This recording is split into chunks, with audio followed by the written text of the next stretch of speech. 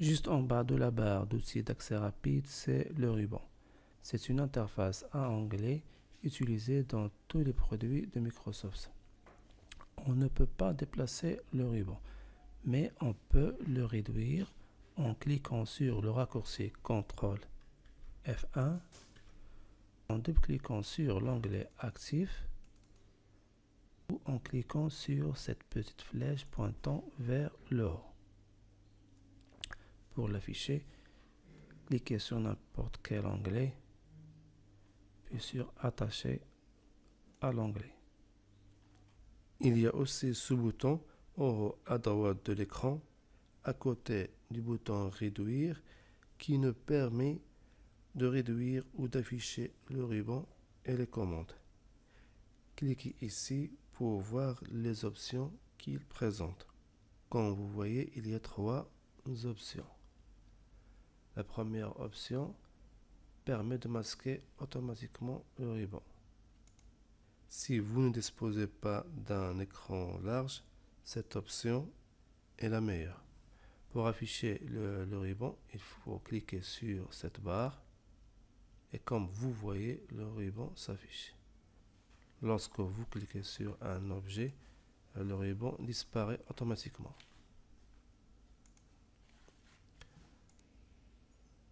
Maintenant, on va voir la deuxième option qui affiche seulement les onglets du ruban. Lorsque vous cliquez sur un objet, le ruban disparaît. Si vous n'aimez pas que le ruban s'affiche tout au long de l'écran, cette option est pour vous. La troisième option permet d'afficher les onglets du ruban et les commandes simultanément. Parmi ces 3 options, laquelle vous préférez? Écrivez votre avis dans la partie commentaires. Maintenant, on va voir comment personnaliser le ruban. Le premier exemple est de désactiver l'onglet Aide, c'est-à-dire ne pas l'afficher avec les autres onglets. Pour ce faire, cliquez sur cette zone ici avec le bouton droit de la souris, puis sur Personnaliser le ruban. La fenêtre des options s'affiche. Dans la partie Onglets principaux, désactivez le bouton Radio Aide, puis cliquez sur OK. Comme vous voyez ici, l'onglet Aide est masqué. Pour l'afficher encore, cliquez sur cette partie ici, puis sur Personnaliser le ruban et activez l'onglet Aide, puis cliquez sur le bouton OK. Maintenant, on va passer au deuxième exemple. Dans le deuxième exemple, on va créer un nouvel onglet avec d'autres commandes.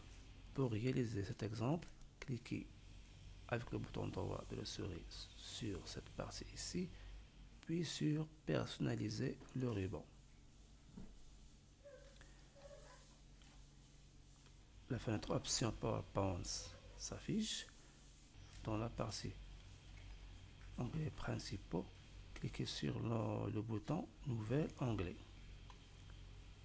Renommer cet onglet, on va lui donner un nom, par exemple Liste. Cliquez sur le bouton OK. On va aussi renommer le groupe. On va lui donner un nom, Mes commandes. Cliquez sur le bouton OK. Maintenant, on va ajouter des commandes dans le groupe.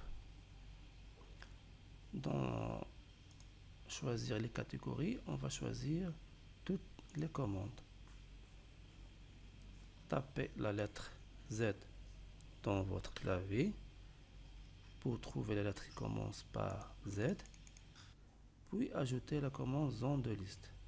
Cliquez sur le bouton Ajouter.